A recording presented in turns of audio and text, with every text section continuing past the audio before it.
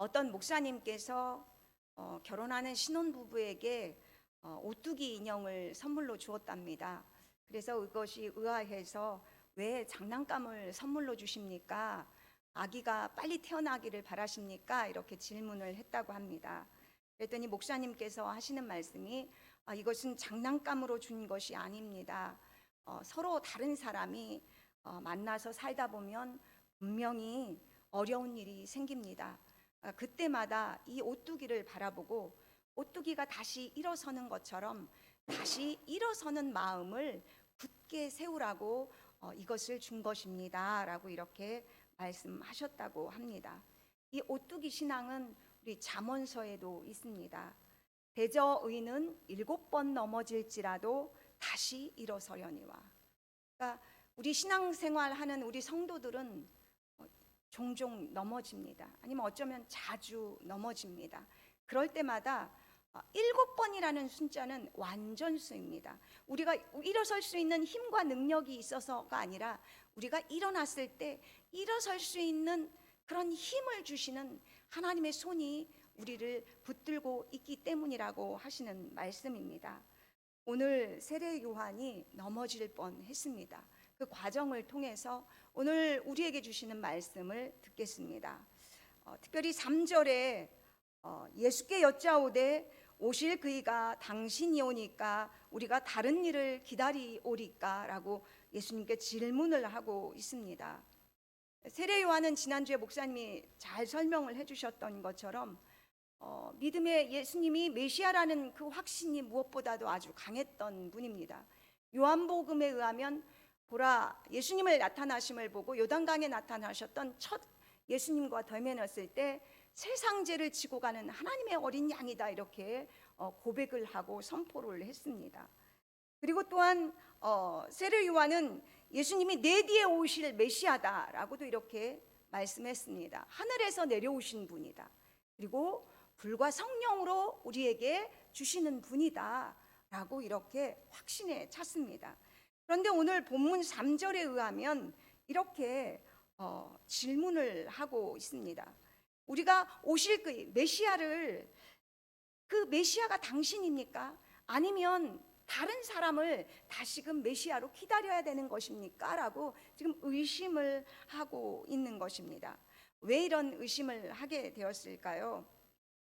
세례 요한은 그 유대 광야에서 회개 세례를 선포했습니다. 그때 많은 사람들이 세례 요한에게 몰려들었다고 합니다. 예루살렘, 또 온 유대, 또 요단강 사방에서 북쪽, 남쪽, 서쪽에서 많은 사람들이 세례 요한의 이 말씀을 듣고 또 세례 요한을 만나기 위해서 올려들었다라고 말씀을 합니다. 그때 예수님이, 그때 이제 세례 요한이 예수님이 메시아다, 내 뒤에 오실 심판자가 바로 이분이다라고 이렇게 선포를 했습니다. 그리고 그 즈음에서 그 사회에 가장 이슈가 되었던 것이 있었는데, 그 당시에 분봉왕이었던 헤롯 왕이 바로 자기 이복 동생의 아내와 다시금 결혼을 한 것이었습니다. 아무도 그 불의한 일에 대해서 지적을 하지 못했습니다. 왜냐하면 목숨이 날아가고 목숨이 위태롭기 때문입니다. 그런데 이 세례 요한이 단도직입적으로 가서 그것이 잘못됐음을 지적했습니다. 그리고는 세례 요한은 곧바로 이제 감옥에 투옥된 것입니다. 그리고는 이제 예수님에 대한 그 메시아라고 믿었던 그분에 대한 소문이 그 세례 요한의 제자들을 통해서 계속해서 들려오는 것입니다. 그런데 세례 요한은 예수님께 소망을 품었습니다. 어떤 소망이냐면 이 불의한 세상, 또 불의한 일에 대해서, 이 세상에 대해서 예수님 메시아가 오시면 자기가 선포한 그 심판의 메시지처럼 즉각 이 선포, 이 변혁이 일어날 것을 생각했고 예수님께서 오시면 이 심판해 주실 것을 믿었습니다.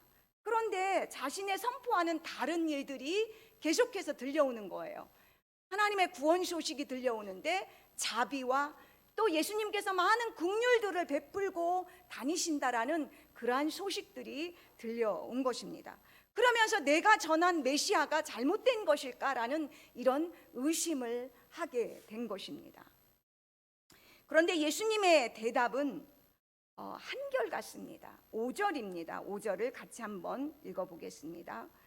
맹인이 보며 못 걷는 사람이 걸으며 나병 환자가 깨끗함을 받으며 못 듣는 자가 들으며 죽은 자가 살아나며 가난한 자에게 복음이 전파된다 하라. 그러니까 세례 요한이 감옥에서 들렸던 이야기가 뭐냐면 똑같은 이야기입니다. 그리스도가 하신 일을 들었어요.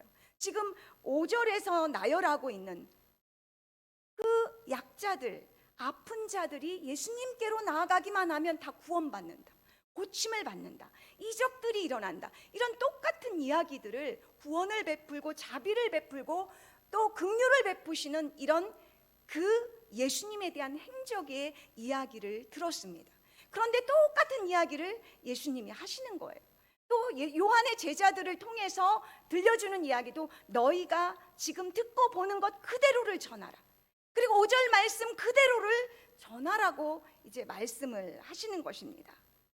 그런데 이 5절 말씀은 실은 구약의 그동안의 선지자들이 메시아가 왔을 때 일어나는 사건들이고 구원의 약속들이었습니다. 그러면서 이제 예수님은 단 한 가지를 더 덧붙입니다. 6절 말씀입니다. 누구든지 나로 말미암아 실족하지 아니하는 자는 복이 있도다라는 이 말씀을 요한에게 덧붙이셨습니다. 나로 말미암아, 예수로 말미암아 실족하지 않는 자가 복이 있다.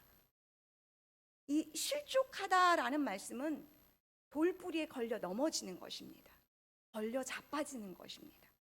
그런데 이 똑같은 이 실족하다, 걸려 넘어지다라는 단어가 이제 마가복음 6장이나 다시금 또 마태복음 9장에서 보면 예수를 배척했다라는 단어로 똑같이 사용했습니다. 그런데 오늘 본문에서는 넘어졌다, 실족했다라는 단어로 쓰였지만 거기서는 거절했다, 배척했다.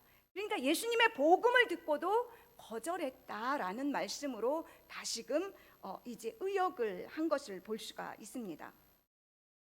예수님께서 세례 요한이 이제 이 땅에 오실 내 뒤에 오실 그분이다, 메시아다라는 그러한 소개와 함께 예수님의 사역이 곧바로 시작되었습니다.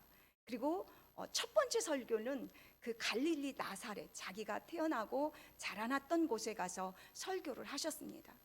그런데 많은 사람들이 회당에서 예수님의 설교를 듣고 정말 소위 말하면 큰 감동의 도가니였던 거예요. 은혜를 너무 많이 받은 거예요. 그리고 수근수근 되었습니다. 저 사람이 누군가, 저런 지혜가 어디서 나왔단 말인가. 그러면서 그분의 권능을 찬양하고 노래했습니다.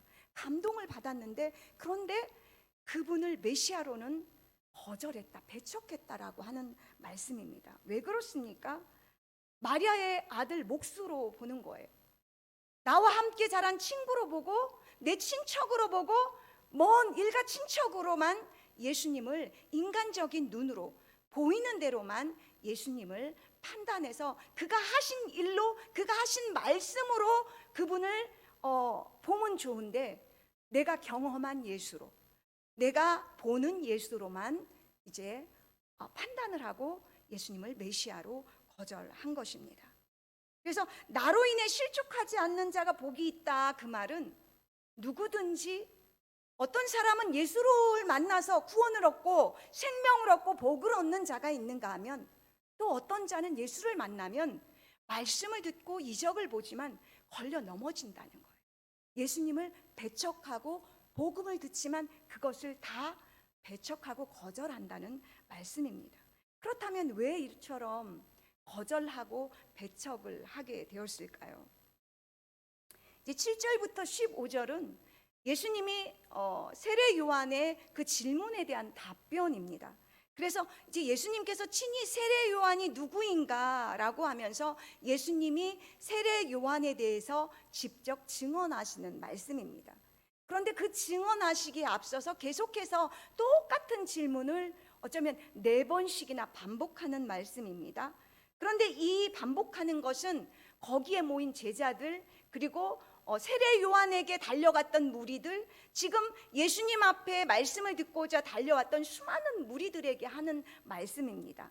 너희가 무엇을 보려고 유대 광야에 세례 요한을 만나러 갔느냐? 라는 뜻입니다. 너희가 무엇을 보려고 정말 너희가 광야로 달려간 진짜 동기는 무엇이냐라고 하는 질문을 계속해서 말씀합니다.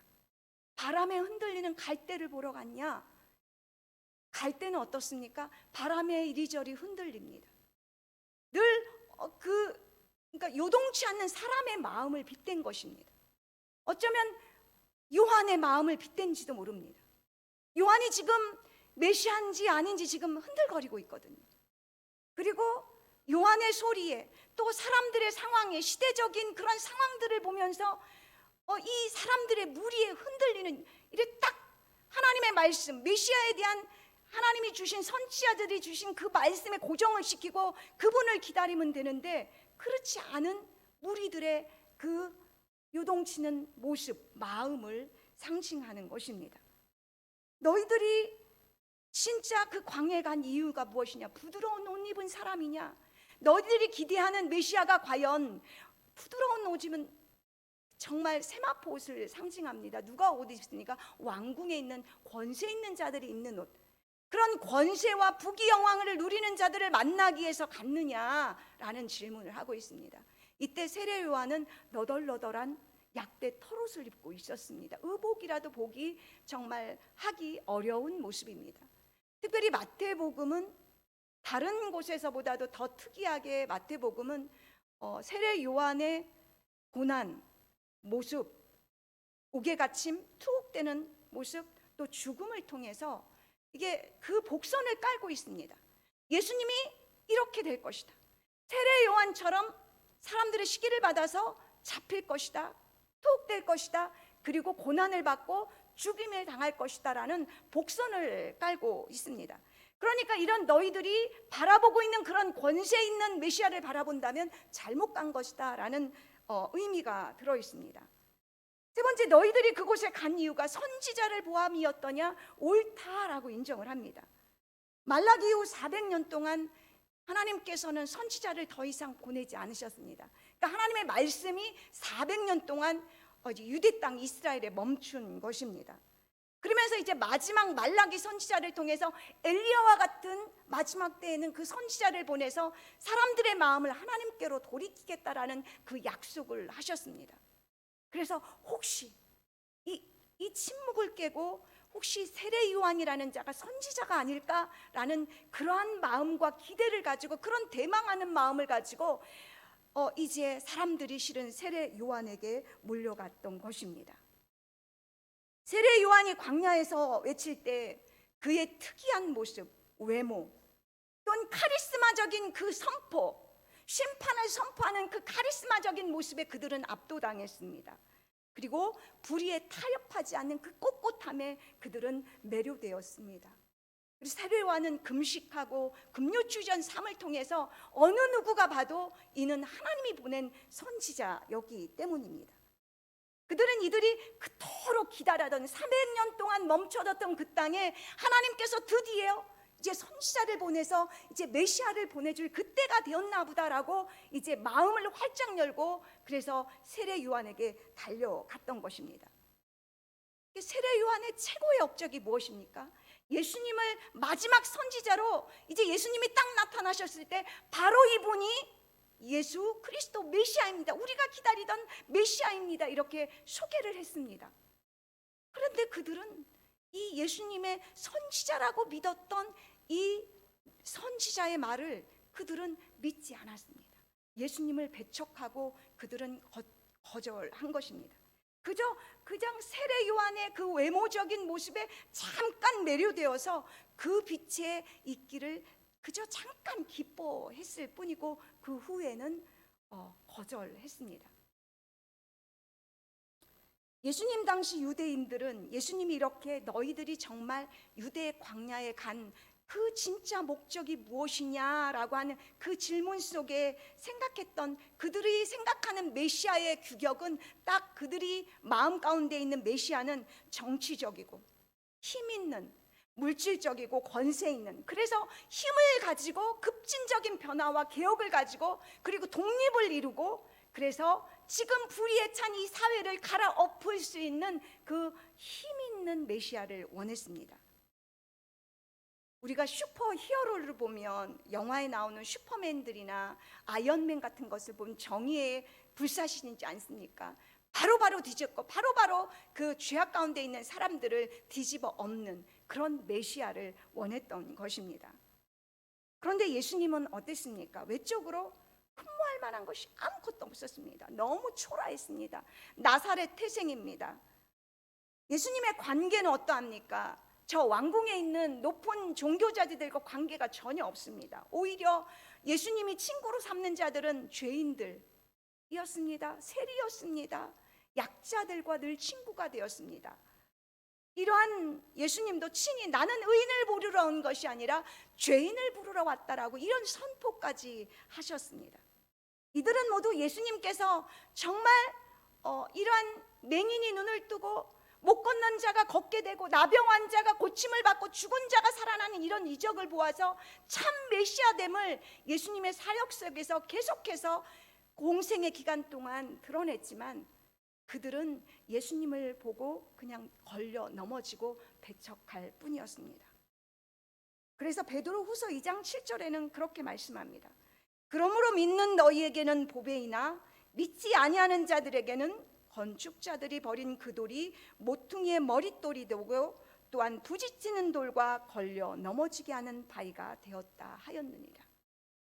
이스라엘의 종교 지도자들 또 이스라엘의 수많은 백성들은 예수님을 보고 걸려 넘어진 거예요. 돌뿌리에 우리가 걸리면 넘어지지 않습니까? 그러니까 예수님 진짜 메시아가 나타났는데 걸려 넘어진 거예요.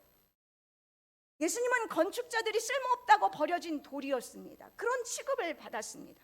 그러나 사람들에게는 버림을 받았지만 하나님께는 구원의 모퉁이돌, 머릿돌이 되셨습니다. 구원의 반석입니다. 그래서 베드로는 예수님 그리스도를 향해서 하나님의 산돌이다라고 표현했습니다. 산돌, 살아있는 돌이다. 예수님을 향해서, 하나님을 향해서 구약에서 뭐랍니까? 우리 구원의 반석이시여, 구원의 바위시여. 바위, 커다란 바위는 절대 흔들리지 않습니다. 요동치 않습니다. 그런 구원의 반석이시라고 표현하면서, 그런데 그 반석이긴 반석인데 살아있는 반석이다라고 한 그 안에 생명이 있다라는 것입니다. 하나님의 생명이 있는 바위다. 하나님의 생명이 있는 반석이라는 뜻입니다.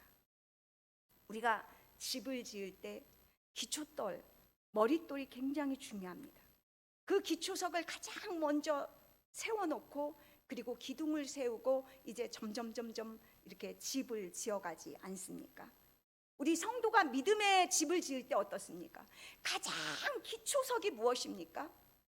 예수 그리스도를 믿음으로 이 믿음의 집이 이제 반석을 굳건하게 세우고 그 다음에 우리가 하는 모든 행위가, 믿음으로 하는 행위가 예수 그리스도를 믿는 그 반석이 든든하게 세워진 이후에 믿음으로 집을 짓는, 믿음의 집 짓는 자가 우리 크리스찬입니다. 이 믿음의 집, 반석 위에 굳건하게 세운 집은 이게 처음에는 잘 보이지 않습니다. 이게 튼튼한 집인지 아닌지.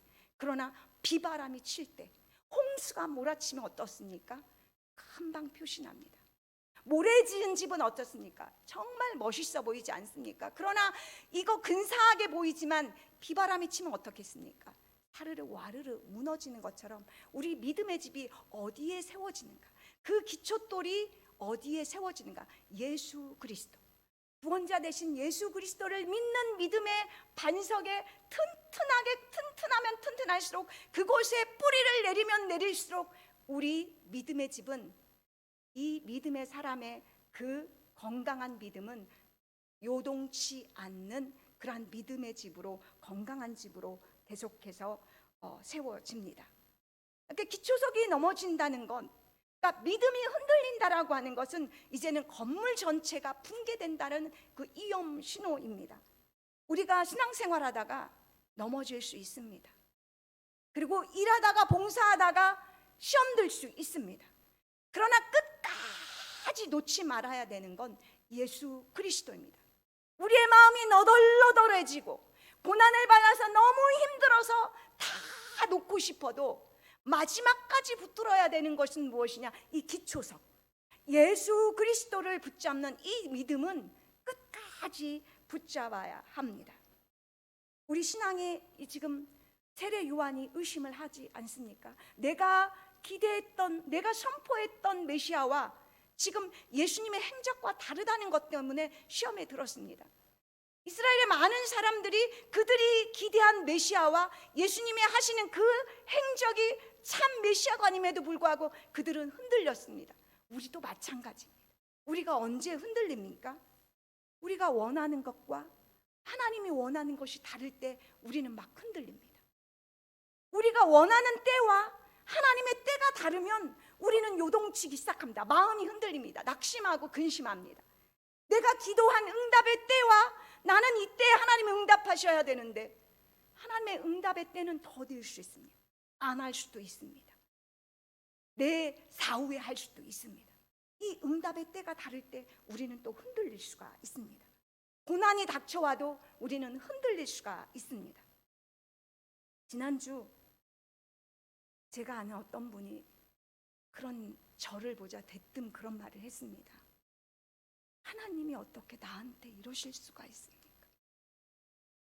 하나님이 어떻게 나한테 이러실 수가 있는지 자기는 모르겠습니다. 그분이 절망 가운데서 하는 말씀입니다. 하나님이 왜 나한테 이렇게 하시나? 하나님이 왜 나한테 이렇게 하실 수 있을까? 낙심해서 절망 가운데서 하는 말입니다. 우리는 낙심해서 이렇게 할 수 있습니다. 시험에 들 수도 있습니다. 잠시 믿음에서 떨어질 수도 있습니다. 그러나 우린 예수 그리스도 그분을 다시금 붙잡아야 합니다. 우리의 상황이 더욱더 나빠질 때, 그럴 때일수록 우리는 산 돌이신 예수 그리스도를 바라보아야 합니다. 비록 건축자들이 버린 돌이 너무나 초라한 돌이었지만 믿는 자들에게는 보배로운 산돌이라고 말씀하셨습니다. 우리에게는 머릿돌이 되는 가장 기초돌이 되는 생명의 돌이기 때문입니다. 예수님께서는 이처럼 계속해서 예수님을 배척하고 거절하는 이들을 향해서 아이들의 놀이를 비유하여 말씀합니다. 17절의 말씀입니다. 이 말씀은 오늘 본문에는 없습니다. 우리가 너희를 향하여 피리를 불어도 춤추지 않고 애곡하여도 너희가 가슴을 치지 아니하였다 함과 같도다. 우리가 너희를 향하여 피리를 불어도 춤추지 않고 애곡하여도 너희가 가슴을 치지 아니하였다 함과 같도다. 그 시대에도 장터에서 많은 아이들이 결혼식 놀이를 했던 것 같습니다. 또는 장례식 놀이를 했던 것 같습니다. 그런데 아이들이 이제 장례식하고 결혼식 놀이를 할 때 이제 장단을 맞춰야 합니다. 우리가 딴딴따단 이렇게 하면 결혼식 그 음악이지 않습니까? 그러면 저쪽에서 와 하고 박수를 치고, 결혼식은 기쁨의 잔치잖아요. 그렇게 호응을 해야 되는 것입니다. 그리고 장례식은 어떻습니까? 애통해야 합니다. 그래서 아이고 애통을 하면 막 가슴을 치고 아파하는 그런 흉내를 내야 하는 것이 이제 정상적인 그 꿍짝인 것입니다. 그런데 아이들이 한쪽에서 아무리 결혼식 놀이를 하고 아무리 슬픈 그 장례식 흉내를 내도 그 아이들이 반응이 없는 거예요. 어떤 반응도 하지 않고 팔짱 끼고 너희들 어떻게 하는가 한번 보자 이러고 있는 모습인 거나 같습니다. 이것이 바로 세례 요한과 예수님의 선포를 비유해서 하신 말씀입니다. 세례 요한의 장례식 모습, 심판과 회개의 메시지를 그렇게 보내고 회개하며 바로 이분이 예수 그리스도 메시아입니다. 우리가 그토록 기다리던 메시아입니다. 이렇게 소개를 해도 그들은 팔짱 끼고 저도 거들떠보지 않는 거예요. 그 예수님이 오셔서 결혼식 잔치와 같은 그 구원과 자유를 선포하는 거예요. 나병 환자를 고치고 막 죽은 자를 일으켜 살리고, 예수님을 만나면 맹인이 눈을 뜨고, 생명의 역사가, 구원의 역사가, 결혼식 잔치에는 비교도 할 수 없는 살아남의 생명의 역사가 일어나는데 반응이 없는 거예요. 잠잠한 거예요. 거들떠보지도 않는 거예요. 오히려 배척하는 거예요. 그리고 예수님을 죽이려고까지 하는 그들의 이 세대를 향해서 예수님이 말씀하시는 것입니다. 예수님 당시의 대중들은 심판의 메시지, 구원의 메시지 직접 보여주어도 어떤 반응도 하지 않았다라고 하는 걸 보여줍니다. 그러면 우리는 어떻습니까? 신앙의 가장 큰 위기가 무엇인지 아십니까? 냉랭함입니다. 내 마음의 냉랭함입니다. 지금 이 자리는 하나님을 만나기에 왔거든요. 찬양을 불러도, 기도를 해도, 말씀을 들어도 요동하지 않아, 딱딱해서 들려지지 않는 거예요. 어떤 말씀도 나를 움직이지 않는 거예요. 내게 눈물이 나지 않는 거예요. 십자가의 얘기를 그렇게 선포해도 나하고는 먼 얘기처럼 들려지는 거예요. 이것이 가장 신앙의 큰 위기, 빨간불이 지금 켜진 것입니다. 이럴 때가 정말 기도해야 할 때입니다. 이럴 때 정말 금식해야 될 때입니다. 정말 이럴 때 가슴을 치고 하나님 나를 도와달라고 하나님께 부두려야 하는 것입니다. 길가와 같이 딱딱한 밥, 그 길가와 같이 딱딱한 밭에 아무리 씨를 뿌리면 어쩝니까? 마귀, 새들이 와서 다 주고 이게 들어갈 틈이 없지 않습니까? 갈아엎어야 됩니다. 그 갈아엎어하는 그 작업, 이것이 하나님 앞에 눈물로 호소하고 하나님 앞에 나가야 하는 것입니다. 맹인이 눈을 뜨고 못 걷는 자가 걷게 되고 나병 환자가 치유를 받을 때 이들은 가난한 심령이었습니다. 예수님 앞에만 나가면 내 문제는 해결돼, 예수님 앞에만 가면 나는 돼, 이러한 간절함을 가지고 예수님을 보기를 위해서 그들은 먼 거리를 마다하지 않고 병자를 들쳐매고 예수님 앞에 나와 고침을 받았던 것입니다. 이 가난한 마음이 내게 없다면 나는 지금 신호등에 빨간불이 켜져서 지금 병원에 실려가야 되는 그런 위급한 상황이라는 걸 우리는 인지해야 합니다. 예수님이 세례 요한의 질문에 답한 건 아까 말씀드렸던 것처럼 아주 일관적입니다. 그리스도가 하신 일을 잘 묵상해 봐야 합니다. 맹인이 보며 못 걷는 사람이 걸으며 나병 환자가 깨끗함을 받으며 못 듣는 자가 들으며 죽은 자가 살아나며 가난한 자에게 복음이 전파되는 이것을 잘 살펴보라고 세례 요한에게 말씀했습니다.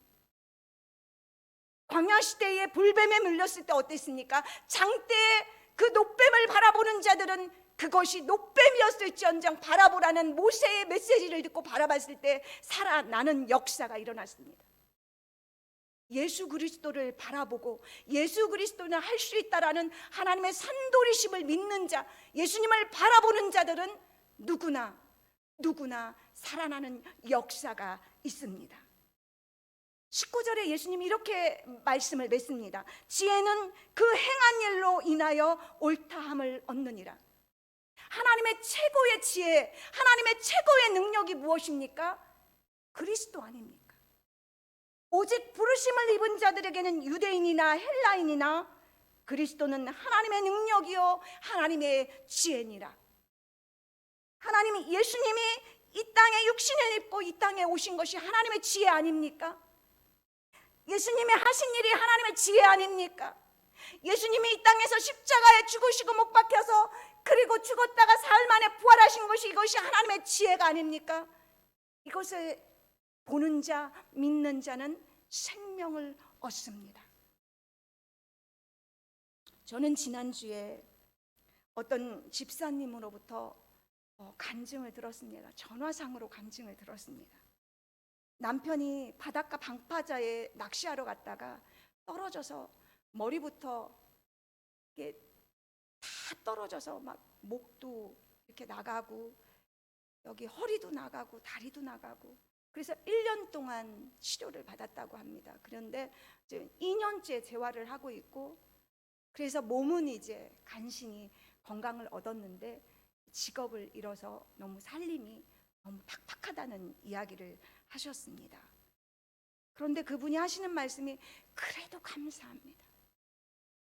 제가 지금 요즘은 하나님께서 작은 교회를 옮겼다가 여의치 않아서 이사를 가게 돼서 지금 교회를 나가고 있는데 그 교회가 기도로 얼마나 뜨거운지, 하나님이 내게 이때에 기도하라는 사인으로 알고 하나님이 기도하는 교회에 보내주셔서 새벽 4시면 가갖고 하나님 앞에 부르짖습니다. 그렇게 하나님 앞에 부르짖었더니 우리 남편이 불쌍하게 보이는 거예요. 돈 못 벌어오는 그 남편이 너무 불쌍하게 여겨지고, 그래서 내가 조금이라도 부드럽게 해야 되겠다, 조금 더 잘해야 되겠다, 이런 마음이 든다는 거예요. 이분은 분명히 넘어질 만한 이런 환경적인 요소가 너무 많지 않습니까? 그럼에도 불구하고 예수를 믿는다는 것 때문에 자기는 너무 감사하고 너무 기쁘다, 이런 얘기를 그분 입술로 간증하는 것을 들었습니다. 충분히 실족할 수 있음에도 불구하고 예수님 때문에 그 고난을 넉넉히 이기고 나가는 그 집사님이 바로 우리가 또 그렇게 나아가야 하는 우리의 모습이 아닐까 싶습니다. 예수님은 우리의 생명의 산돌이십니다. 우리 믿음의 반석이시고 어쩌면 믿음의 전부가 되시는 분이 예수 그리스도입니다. 한 주간 내 상황이 어떨지라도 그 생명의 주 되시는 예수님만 바라보고 힘차게 나아가는 저와 여러분 되기를 소망합니다. 기도하겠습니다. 하나님 아버지, 감사합니다. 그렇습니다.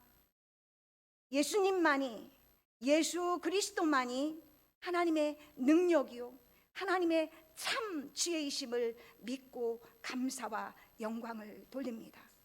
그 지혜 되시는 그 예수 그리스도를 날마다 의지하는 저희들 되게 하여 주시옵소서.